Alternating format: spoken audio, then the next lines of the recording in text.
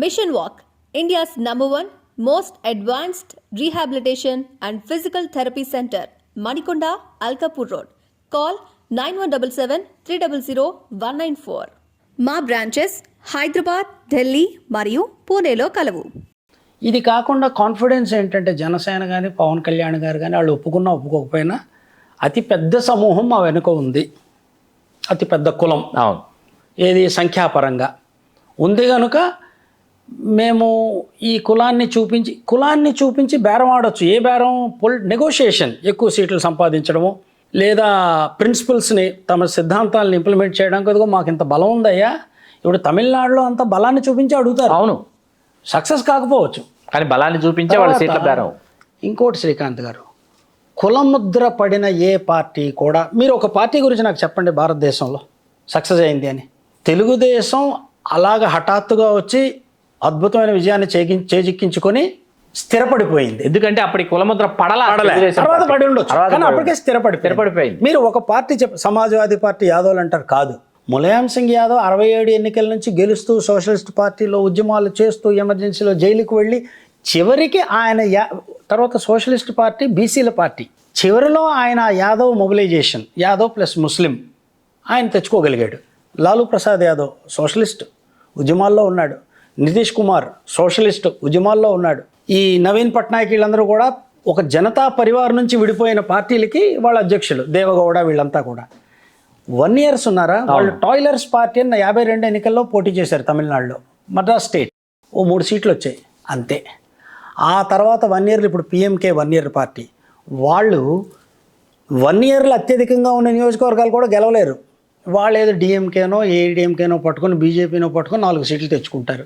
కుల పార్టీ తమిళనాడులో ఏ కుల పార్టీకి కూడా వాళ్ళ కులప వాళ్ళందరూ ఓట్లు వేయటంలే. అంతెందుకంటే నా దృష్టిలో కృష్ణమాదిగా చాలా హీరో. అవును, ఆయన నిజంగా హీరో. ఒక ఉద్యమాన్ని, అంటే ఆ ఉద్యమాన్ని కొన్ని కులాల వారు అపోజ్ చేసి ఉండొచ్చు, నడిపాడు ఆయన. మేబీ తెలుగుదేశం ఆశీస్సులతోనే నడిపాడు ఒక మహా ఉద్యమాన్ని. ఆయన మహాజన ఫ్రంట్ అని పెట్టాడు. ఆయన కంటెస్ట్ చేసిన నియోజకవర్గంలో ఆయన స్వకులం వారు ఎక్కువ మంది ఉన్నవాళ్ళు కూడా ఓటేయలేదు ఆయనకి. అంటే కులం పేరుతో పార్టీ పెట్టేస్తాను అంటే కొంతమంది ఇప్పటికీ మంచివాళ్లే కానీ పిచ్చివాళ్ళు ఉన్నారు. వాళ్ళు చూడండి పార్టీలు పెడుతుంటారు, చాలా అక్కడ పార్టీలు పెట్టి క్యాబినెట్ కూడా డిసైడ్ చేస్తారు. నీకే మంత్రి ఇస్తాను, వాళ్ళ దగ్గరికి ఎవరు వెళ్తే వాళ్ళకి ఒక క్యాబినెట్ మినిస్టర్ ఇవ్వడం, నువ్వు ఈ మంత్రి ఆ తర్వాత రోజు మంత్రితో శాఖ మారిపోతుంటుంది. ఇలాంటి వాళ్ళు చాలామంది మనం చూస్తుంటాం, మంచివాళ్ళే అందరూ. ఇలాంటివి చెల్లవు. పార్టీ అంటే పార్టీని ఒక పార్టీ నిర్మాణం అనేది ఉండాలి, ప్రక్రియ. ఇప్పుడు ఇవన్నీ పొత్తుల్లో జనతాదళ్ ఇవన్నీ కూడా పొత్తుల్లో పైకి వచ్చిన పార్టీలే ఇవి. అలాగ నువ్వు ఒక ఏంటంటే నిర్మాణాత్మకమైన కార్యక్రమం, కార్యాచరణ ఉండాలి పార్టీకి. తర్వాత కనెక్ట్ అవ్వాలి ప్రజలతో, నిత్యం ప్రజల్లో ఉండాలి, ఉద్యమాలు చేయాలి, ఉద్యమాల్లో ఉండాలి, రోజుకొక మాట.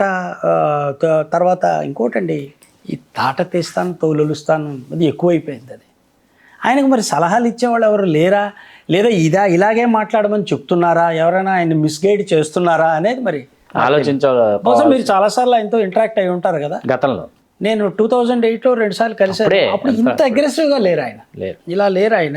ఎందుకో మరి ఆయనలో ఈ మార్పుకు కారణం ఎవరో తెలీదు.